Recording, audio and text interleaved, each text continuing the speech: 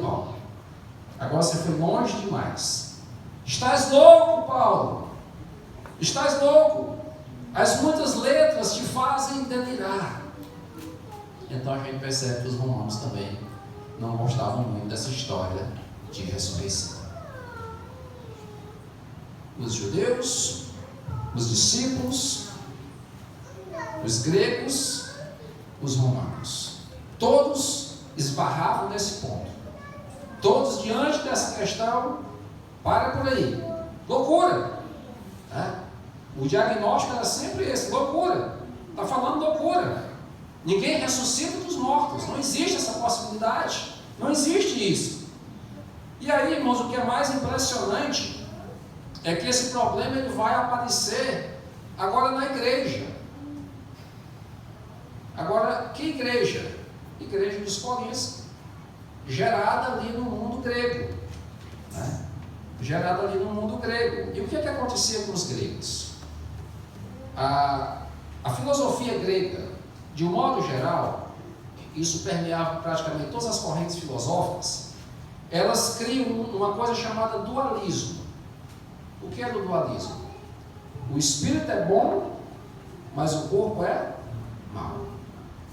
Talvez na próxima semana, a gente estudando aqui a história da igreja, a gente vai falar sobre isso, a respeito do gnosticismo, né, que foi a primeira grande ameaça à igreja primitiva, e é algo oriundo exatamente desse pensamento grego, né, de que o corpo era mau, o corpo era a prisão do espírito. Então, quando alguém morria, ufa, foi liberto. Então, por que alguém iria querer voltar novamente para uma prisão? Esse pensamento era muito forte, essa filosofia era muito forte na cabeça dos gregos. Aliás, isso se espalhou pelo mundo através do helenismo, né? A cultura grega ela foi levada praticamente por todo mundo civilizado, e essa ideia ela acabou se misturando com os pensamentos de outras culturas. Isso afetou a igreja, isso teve um forte impacto, e lá no meio dos coríntios começou a fermentar esse negócio, e começou ali um ribuliço, começou ali um burburinho, começou alguém dizendo: não existe ressurreição. Essa história de ressurreição, ela não funciona. E se você olhar, abre agora a sua Bíblia, se você puder abrir para 1 Coríntios 15.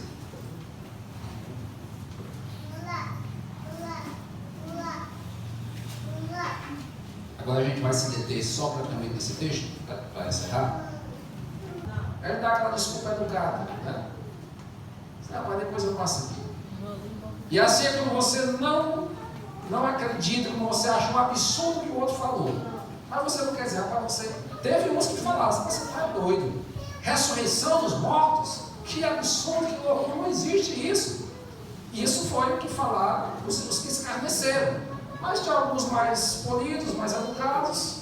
Amigo, outra ocasião, quando você passar por aqui de novo, outra viagem sua, nas suas andanças aí, que você passar aqui apenas outra vez, a gente conversa mais sobre isso, mas agora já deu, né?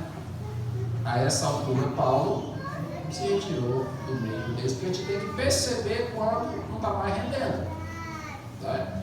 Tem situação, tem momento que a conversa não rende mais. Você está falando com alguém e você está lançando pérola aos porcos, né? Não adianta prosseguir. Paulo entende a deixa deles. Outra ocasião a gente escuta e Paulo diz: ok, foi um prazer, e segue viagem. Então a gente vê que a ressurreição ela é escândalo, ela era ali escândalo para os gregos. Mais tarde a gente vai ver o retorno desse problema agora já no meio de uma igreja no mundo grego, que foi o texto que foi lido, mas aqui era com relação a gregos não convertidos. E aí vai para os romanos. Será que os romanos acreditavam nessa história de ressurreição? Paulo está fazendo a sua defesa perante o rei Agripa e o governador Festo, né? Atos 26. Paulo está ali e novamente eles estão deixando Paulo falar bastante. Paulo está falando, usando ali sua argumentação, que era excelente, sua oratória muito boa. E o Festo, né? Principalmente o Festo, o rei Agripa e o Festo, que eram romanos, estavam atentos e curiosos com o que Paulo tinha para falar.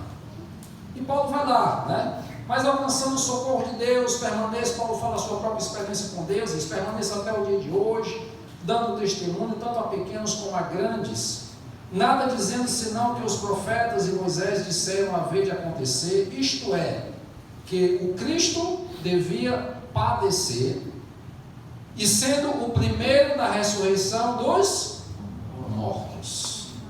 De novo, ninguém vai querer mais conversa.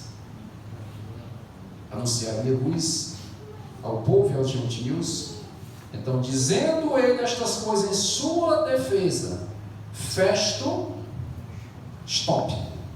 Já deu no Areópago, né, que era aquele local, aquela praça, onde eles se reuniam para conversar ali sobre os últimos pensamentos filosóficos.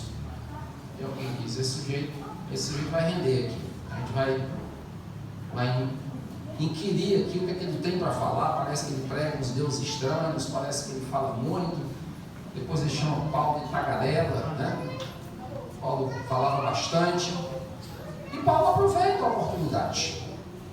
Paulo, ali no meio daqueles filósofos, né, históricos, epicureus e companhia, várias linhas filosóficas, várias categorias de filósofos ali, com várias linhas de pensamento, e Paulo começa a falar do Deus Todo-Poderoso, do Deus verdadeiro, do Deus que fez os céus e a terra, do seu Filho Jesus Cristo.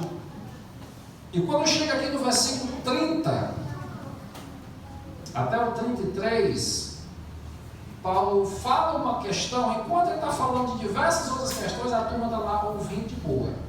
Mas Paulo vai tocar num ponto que acaba com a alegria dos seus ouvidos. Desmancha a conversa, a roda de conversa ali rapidinho.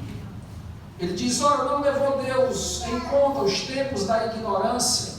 Agora, porém, notifica aos homens que todos e em toda parte se arrependam, porquanto estabeleceu um dia em que há de julgar o mundo com justiça, por meio de um varão que destinou e acreditou diante de todos, ressuscitando-o dentre os mortos. Para que Paulo falou isso?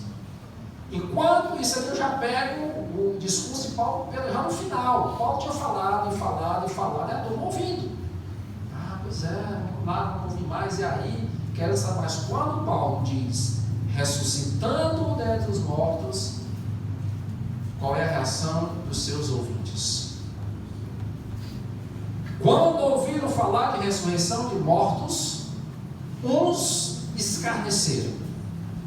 Começaram a falar muita coisa feia, né, contra Paulo. Chamando, quem sabe, de louco, de tolo. Outros disseram, a respeito disso, te ouviremos noutra ocasião. Você sabe quando você quer acabar com o assunto, você não quer mais falar com o sujeito, você não quer despachar assim na cara dura, essa parte vai ser só outro dia, beleza? Né? E não, o cliente quando chega na loja acha o produto caro, porque ele diz, mais tarde eu passo. Amanhã eu passo aqui, né? Ele não quer dizer que achou caro, ou que não gostou, assim logo de cara, de pregar sobre Jesus. Responderam, Atos 5:29, antes importa obedecer a Deus do que aos homens. A gente morre debaixo do chicote, mas não deixa de pregar a Cristo. E diz que naquele momento os judeus ficaram tão enfurecidos que queriam matar logo a todos, ali mesmo. E Gamaliel estava por ali, um velho, um rabino, extremamente experiente, sábio. Ô turma, chega aqui, deixa eu conversar com vocês aqui um negócio. Deixa eu dar uma dica para vocês aqui, para vocês não perderem o tempo de vocês, se desgastarem um negócio que pode ser que não dê certo. Aí Gamaliel vai dar o seu famoso parecer, apontando inclusive para a história. Apontando inclusive para a história. Ele diz, porque antes destes dias, dos dias de Cristo, se levantou Teudas, um outro judeu lá que se autoproclamou o Cristo. A história está repleta, a história dos judeus está repleta de pessoas que apareceram dizendo que era o Cristo. Um revolucionário que reunia gente, queria lutar contra Roma e tal, e fazia aquele rebuliço, alguém seguia, mas esse sujeito sempre terminava morto. Era reprimido por Roma, era reprimido por outros grupos judeus, acontecia alguma coisa, o sujeito morria. E quando morria, o que acontecia? Não dava nada. Aí o Gamaliel traz esses exemplos, e ele cita dois aqui. Ele cita esse Teudas, insinuando-se ele alguma coisa, ao qual se agregaram cerca de 400 homens. Olha aí a turma que esse Teudas reuniu. 400 homens, né? Um bom grupo. Para aquele tempo ali, Jesus começa com 12, né? Com 11, afinal de contas, porque Judas se extravia. Mas ele foi morto. Ele foi morto, e todos quanto lhe prestavam obediência se dispersaram, deram no pé, e deu em nada. Depois desse, levantou-se Judas o Galileu. Judas era um nome muito comum, né, ali. Às vezes a gente pensa logo no Iscariote, né, mas era comum. Então teve outro Judas lá, Judas o Galileu. Nos dias do recenseamento, e esse aqui tem muito registro histórico sobre ele, é fácil verificar até, acho que nos escritos de Flávio Josefo menciona e tal. E levou muitos consigo. Esse aqui não vai mencionar quantos, mas arrebanhou também mais uma porção de gente. Também este morreu, pereceu. E o resultado? E todos quanto lhe obedeciam foram dispersos. E o que é que Gamaliel está dizendo com isso? Não precisa se aperrear, né? Se ele fosse cearense, ele dizia assim: se aperreie não. Se acalma. Guarde um pouquinho, vamos ver aí, vamos ver o desenrolar da coisa. Porque se esse negócio, ele diz, agora vos digo, dai de mão, olha como é legal, né? Mais bonito que aperreie, né?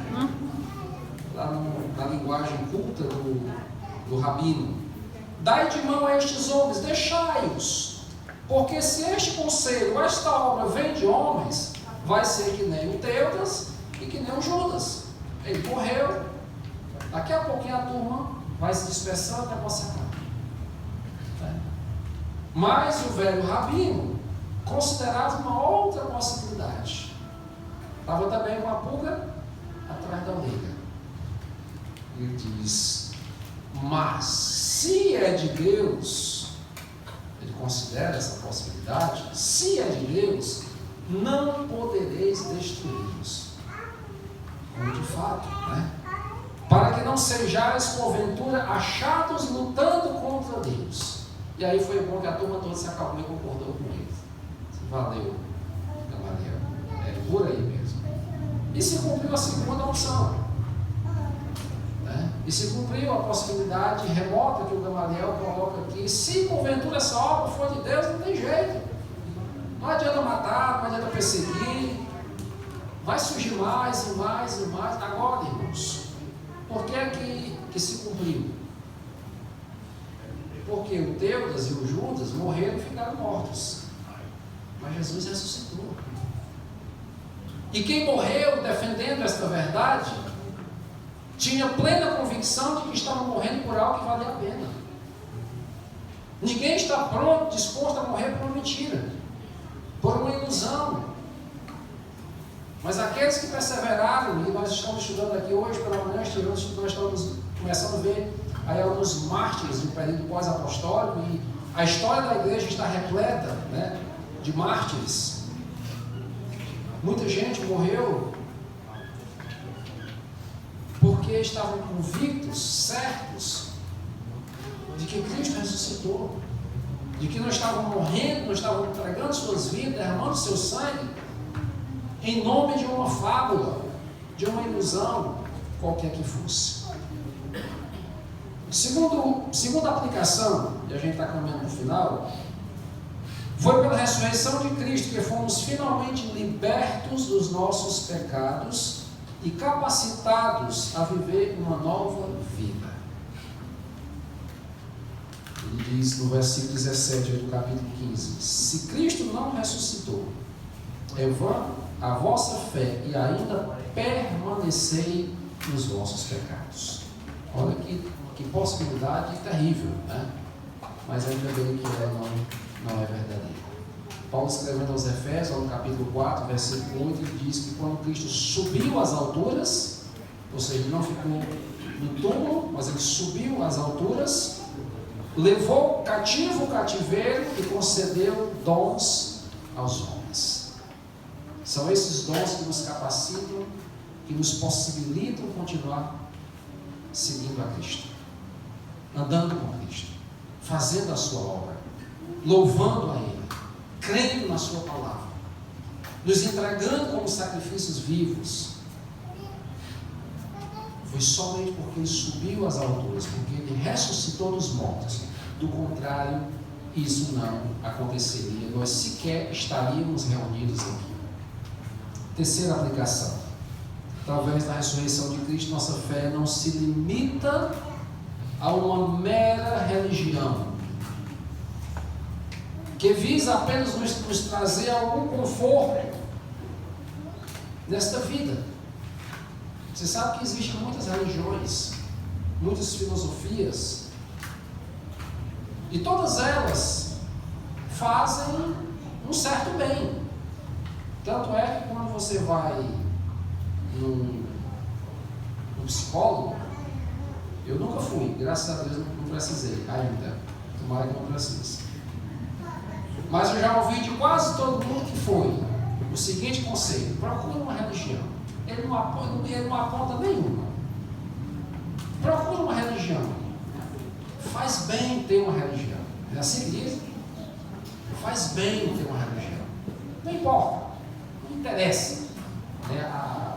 O credo, a confissão, não interessa. Só vá para lá. Por quê? Porque religiões, de um modo geral, trazem um certo conforto, né? Traz um certo amparo, uma certa satisfação, nem que seja de natureza terrena, de natureza imediata. O sujeito está, né, com problema emocional, desajustado, desequilibrado, aí vai para ali, ouve ali alguma coisa legal, muitas vezes que ajuda ele a acreditar no seu próprio potencial, e hoje isso aí está muito comum, né?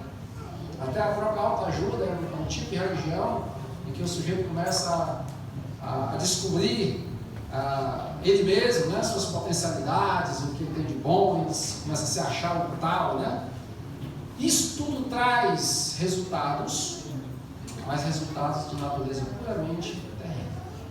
Nenhuma religião pode assegurar um benefício de natureza eterna. Nenhuma religião pode fazer isso. Ela não consegue, ela não tem como assegurar, garantir aos seus seguidores de forma concreta um benefício que se estenda além dessa vida, algo de natureza transcendental. E é por isso que ele diz: se a nossa esperança em Cristo se limita apenas a esta vida, somos os mais infelizes de todos os homens. Isso é tudo que a religião pode oferecer. Um benefício, uma esperança que se limita a esta vida. E uma religião, e uma fé, e um culto que não tem um Salvador vivo, ressurreto, não pode ir além disso. Não pode oferecer mais do que isso. Mas pela graça e misericórdia do nosso Deus, nós temos uma fé que transcende esta vida. Porque o nosso Salvador, ele transcendeu esta vida. Ele não ficou na morte, mas ele venceu a morte. Ele ressuscitou e está à destra do Pai. E voltará para buscar a sua igreja. E Paulo termina ali no versículo 20 dizendo: mas de fato, ele já fez a defesa e agora está arrematando aqui no final, mas de fato, Cristo ressuscitou dentre os mortos, sendo ele as primícias dos que dormem. Lá No capítulo 6, no versículo 14, ele já tinha dito, já tinha escrito: Deus ressuscitou o Senhor e também nos ressuscitará a nós pelo seu poder. Concluindo, né? Concluindo.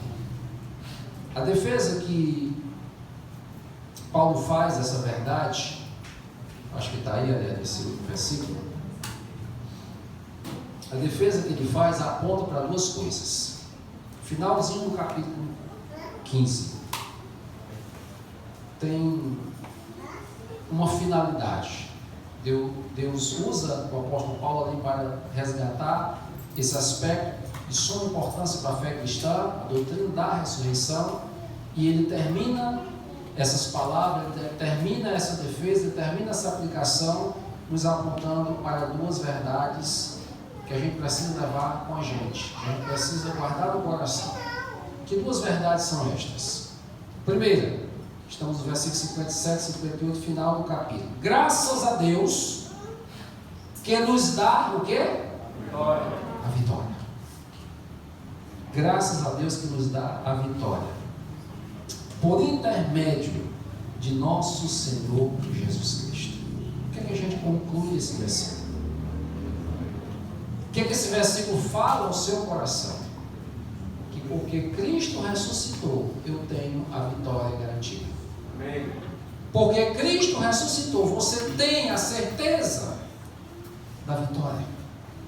Não importa os problemas que você enfrente nessa vida, não importa as dificuldades, as mazelas, não importa por onde você passar, nem mesmo a morte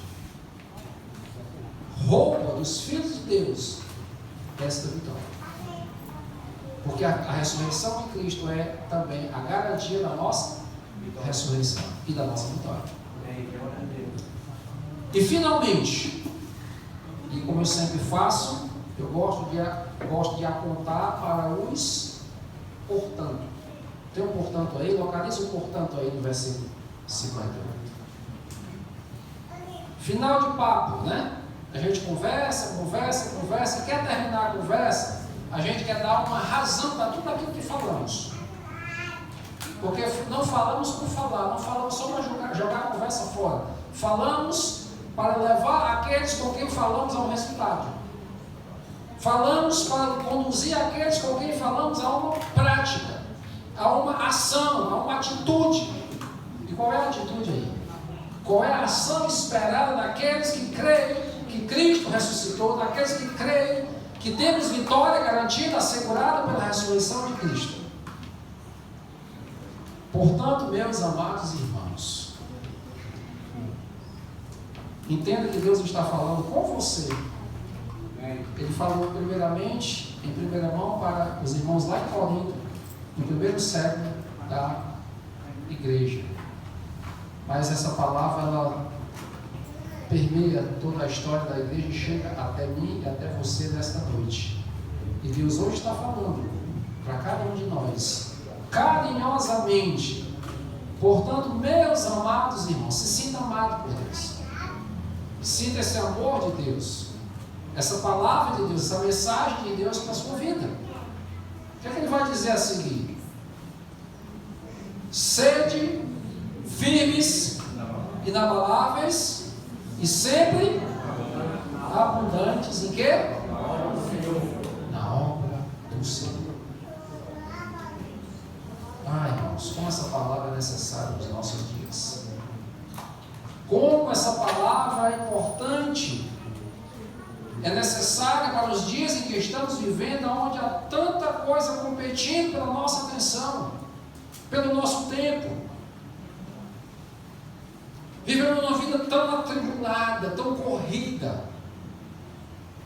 Há tantos afazeres, há tantos compromissos, há tantas oportunidades, que muitas vezes nós olhamos para a nossa participação na obra do Senhor e ela não é firme, ela não é inabalável e muito menos abundante. Essa é a verdade. Pode facilmente acontecer comigo, pode facilmente acontecer com você. Facilmente, porque a gente olha ao nosso redor e tem tanto o que fazer, e tem tanto com o que se ocupar, que a gente pensa, a obra do Senhor pode esperar um pouquinho, né? Pode ficar para depois, pode ficar para a semana que vem, pode ficar para o domingo à noite, uma vez por semana, já está bom. Eu lhe pergunto, será que isso é ser abundante? Será que isso é ser inabalável? Quando pequenas coisinhas me desestabilizam, me deixam, me faz com que eu não participe mais, eu não me envolva mais, eu não me entregue mais. E aí parece que essa grande verdade que aparece nesse capítulo da ressurreição de Cristo, dessa garantia de vitória, parece que ela perde o seu significado. Ela não é mais assim tão impactante, por isso que eu perguntei a princípio, para a gente que nesse dia celebra, comemora, Cristo ressuscitou, Ele vive, esse momento tão bonito, esse momento tão marcante, mas a grande indagação é o quanto isso produz impacto, de fato, na minha e na sua vida, porque o desfecho é esse.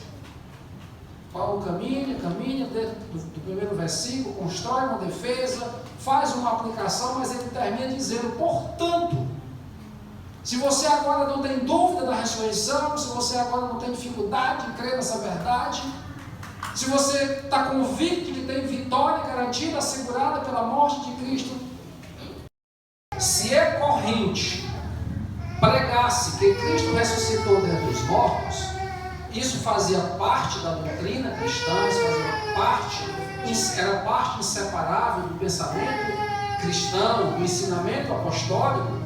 Ele pergunta, como, pois, afirmam alguns dentre vós que não há ressurreição de mortos? Então, que pergunta inquietante Paulo faz para a igreja? Se é corrente pregar, se é normal, se é o entendimento correto que os mortos ressuscitam, como é que tem alguém dentro da igreja dizendo, afirmando, asseverando que mortos não ressuscitam?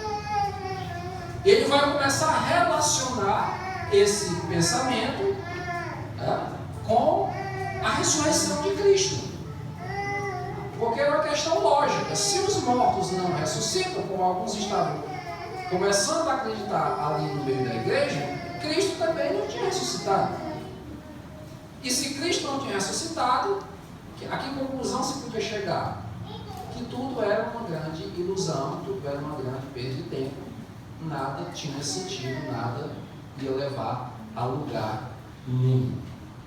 Mas pegando do início desse capítulo, me chama muito a atenção quando Paulo ele começa esse capítulo dizendo que ia relembrar aos coríntios o quê? O que ele diz que vai relembrar aos coríntios? A ressurreição? O Evangelho. Eu vou relembrar para vocês o Evangelho. Mas o que é interessante é que a mensagem desse capítulo é toda em cima da questão da ressurreição. Então o que Paulo está dizendo com isso, que a ressurreição de Cristo é sim a essência do Evangelho. É um aspecto de importância assim incalculável. Sem a ressurreição de Cristo não tem Evangelho. Não há esperança, não há justificação, não há ressurreição de quem creu, né? Então ele relaciona a essência do Evangelho com a ressurreição de Cristo. Por isso que eu falei a princípio que esse é um dos temas mais importantes, né, dentro da obra da redenção, da doutrina cristã, é a ressurreição, porque sem ela todo o resto perde o seu sentido e a sua eficácia. E aí ele vai apresentar várias provas. Esse é um capítulo muito rico, né, porque Paulo desenvolve ali uma defesa, né? A gente encontra aqui uma apologética de Paulo defendendo a doutrina da ressurreição, que estava sendo ali, naquele contexto, atacada, né, desacreditada por esses pensamentos heréticos e pagãos. Paulo constrói aqui uma defesa muito bem construída, de fato, e ele trabalha com algumas provas, né? E a primeira prova que ele apresenta é a prova histórica, né? Versículo 1 ao versículo 11 ele vai trabalhar com a prova histórica. E o que é que ele tem? O que é que ele tem para construir essa prova histórica? Ele tem testemunhas oculares.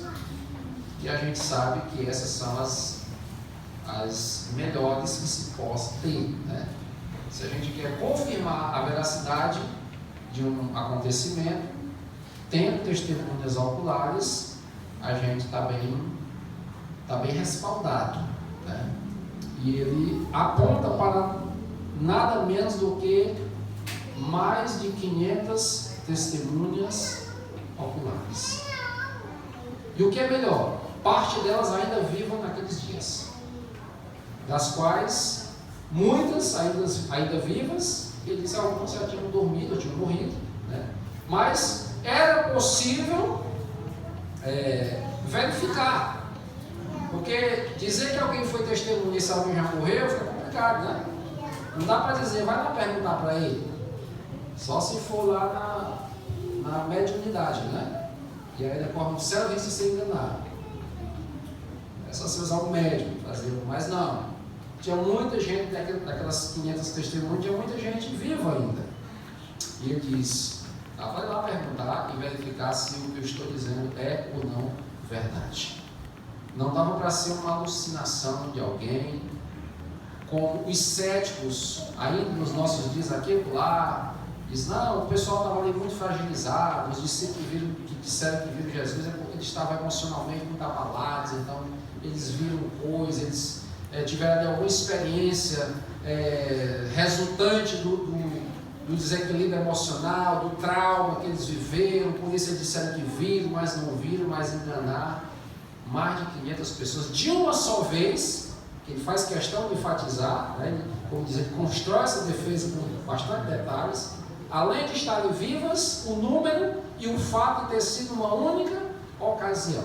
Porque se fossem situações separadas, né, podia ser que foram alucinações de alguns grupos ali em determinado momento, mas ele diz, foram vistos de uma só vez,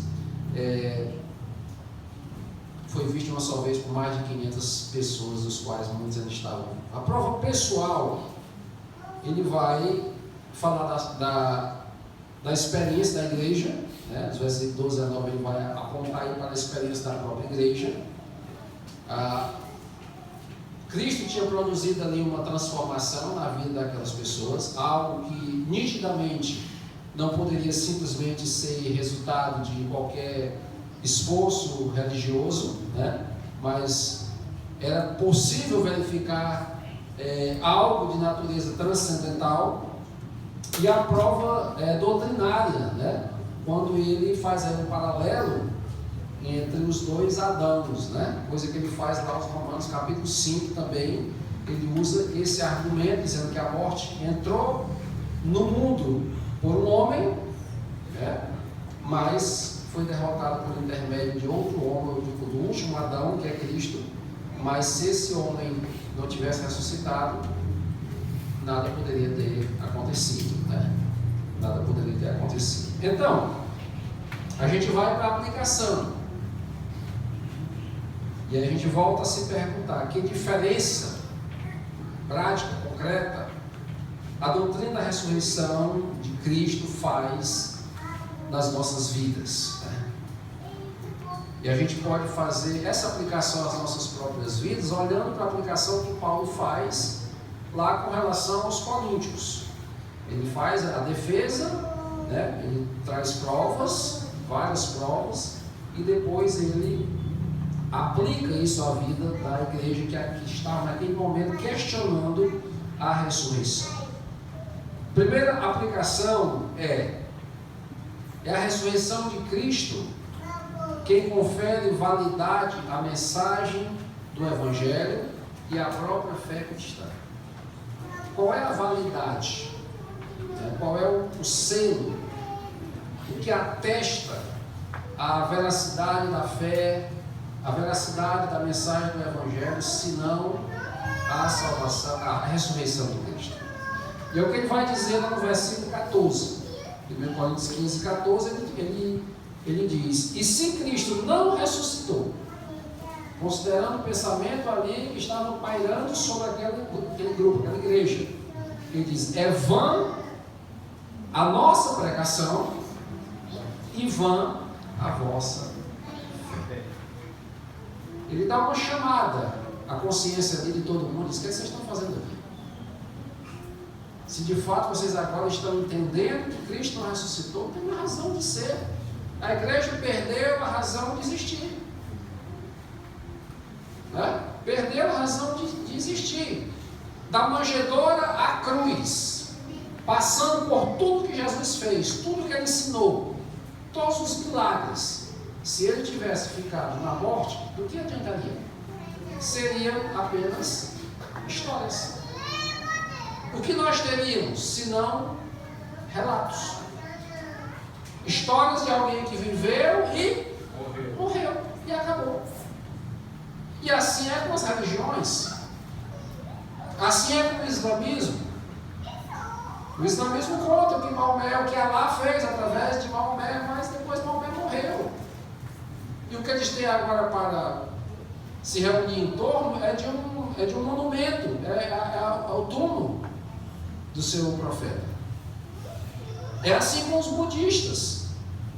Buda deixou a sua riqueza, deixou o palácio, a sua realeza, se desprendeu de tudo, viveu uma vida de abnegação, virou um monge, não quis saber de nada, meditou muito, adquiriu muita sabedoria, compartilhou muita sabedoria com seus seguidores, mas um dia Buda morreu. E tudo que os budistas têm é um túmulo de Buda. História de alguém que viveu, fez coisas bacanas, mas depois morreu. E de que serve um Salvador morto? De que adianta um Salvador morto? O que pode um morto fazer por alguém? Nada. Nada. Então, essa é a grande questão. E sabe, essa questão ela é trazida à tona por um dos judeus considerados mais inteligentes. Quem sabe o nome dele? Aquele que instruiu Paulo. O judeu chamado Gamaliel. Você lembra do parecer de Gamaliel? Atos 5, 34 a 39, nós vamos encontrar aqui a sabedoria desse velho judeu. No Areópago, que era aquele local, aquela praça, onde ele se reuniu para conversar ali sobre os últimos pensamentos filosóficos. E alguém diz: esse jeito vai render aqui. A gente vai inquirir aqui o que é que ele tem para falar. Parece que ele prega uns deuses estranhos, parece que ele fala muito. Depois ele chama Paulo de tagarela, Paulo falava bastante. E Paulo aproveita a oportunidade. Paulo, ali no meio daqueles filósofos, históricos, epicureus e companhia, várias linhas filosóficas, várias categorias de filósofos ali, com várias linhas de pensamento, e Paulo começa a falar do Deus Todo-Poderoso, do Deus verdadeiro, do Deus que fez os céus e a terra, do seu Filho Jesus Cristo. E quando chega aqui no versículo 30 até o 33, Paulo fala uma questão. Enquanto ele está falando de diversas outras questões, a turma está lá ouvindo de boa. Mas Paulo vai tocar num ponto que acaba com a alegria dos seus ouvintes. Desmancha a conversa, a roda de conversa ali rapidinho. Ele diz: olha, não levou Deus em conta os tempos da ignorância. Agora, porém, notifica aos homens que todos e em toda parte se arrependam, porquanto estabeleceu um dia em que há de julgar o mundo com justiça, por meio de um varão que destinou e acreditou diante de todos, ressuscitando-o dentre os mortos. Para que Paulo falou isso? Enquanto isso aqui eu já pego o discurso de Paulo já no final. Paulo tinha falado, e a turma ouvindo. Pois é, vamos lá, vamos ouvir mais. E aí, quero saber mais. Quando Paulo diz ressuscitando dentre os mortos, qual é a reação dos seus ouvintes? Quando ouviram falar de ressurreição de mortos, uns escarneceram.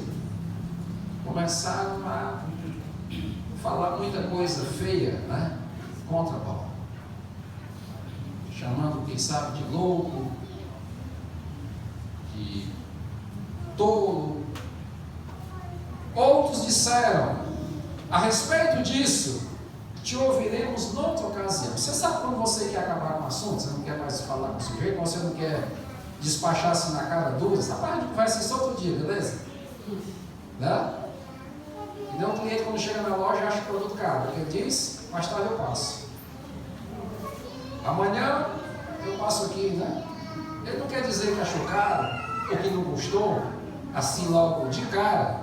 Ele dá aquela desculpa educada, né? Mas depois eu passo aqui. E assim é quando você não acredita, quando você acha um absurdo que o outro falou. Mas você não quer dizer, rapaz, você teve uns que falaram, você está doido. Ressurreição dos mortos? Que absurdo, que loucura, não existe isso. Isso foi o que falaram os que escarneceram. Mas tinha alguns mais polidos, mais educados. Ô, amigo, outra ocasião, você passar por aqui de novo, outra viagem sua, nas suas andanças aí, você passar aqui apenas outra vez, a gente conversa mais sobre isso, mas agora já deu, né? A essa altura, Paulo se retirou do meio deles, porque a gente tem que perceber quando não está mais rendendo, tá? Tem situação, tem momento que a conversa não rende mais. Você está falando com alguém e você está lançando pérola aos porcos, né?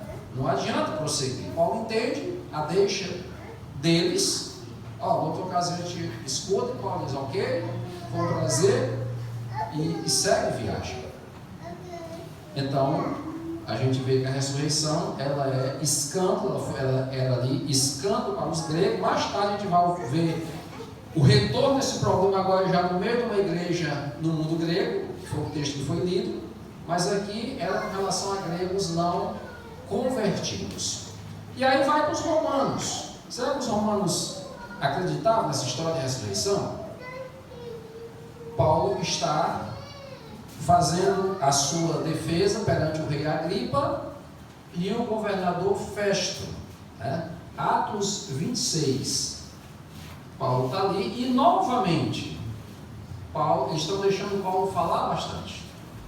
Paulo está falando, usando ali sua argumentação, que era excelente, sua oratória muito boa.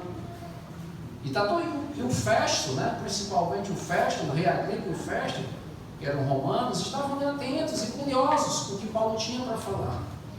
E Paulo vai lá, né? Mas alcançando o socorro de Deus, permanece, Paulo fala a sua própria experiência com Deus, eles permanecem até o dia de hoje, dando testemunho, tanto a pequenos como a grandes, nada dizendo senão que os profetas e Moisés disseram haver de acontecer, isto é, que o Cristo devia padecer, e sendo o primeiro da ressurreição dos mortos. De novo, ninguém vai querer mais conversa. Anunciaria luz ao povo e aos gentios. Então, dizendo ele estas coisas em sua defesa, Festo, stop, já deu, Paulo, agora você foi longe demais. Estás louco, Paulo, estás louco, as muitas letras te fazem delirar.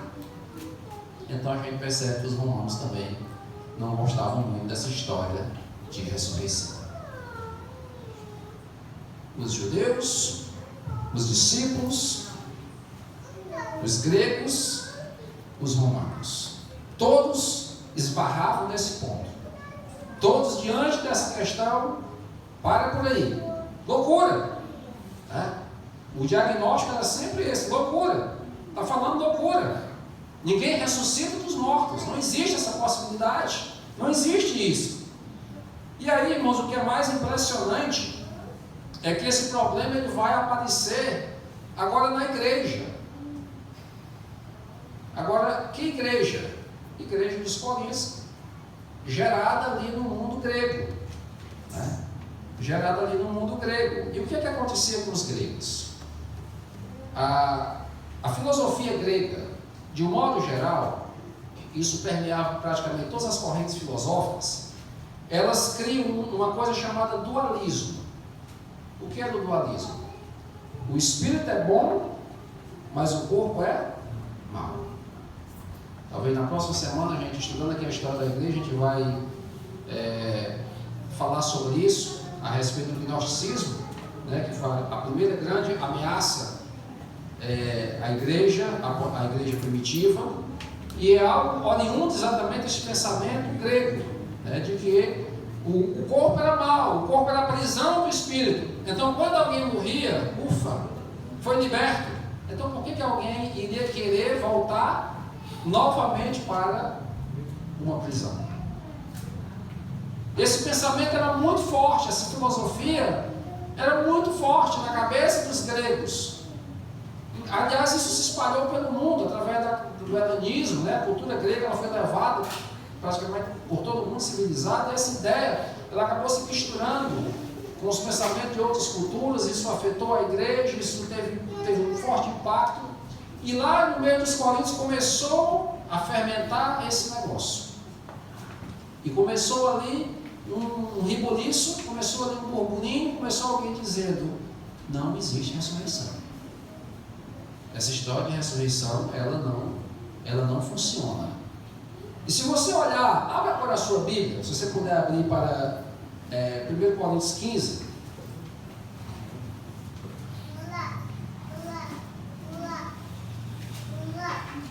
Agora a gente vai se deter só praticamente nesse texto, para encerrar.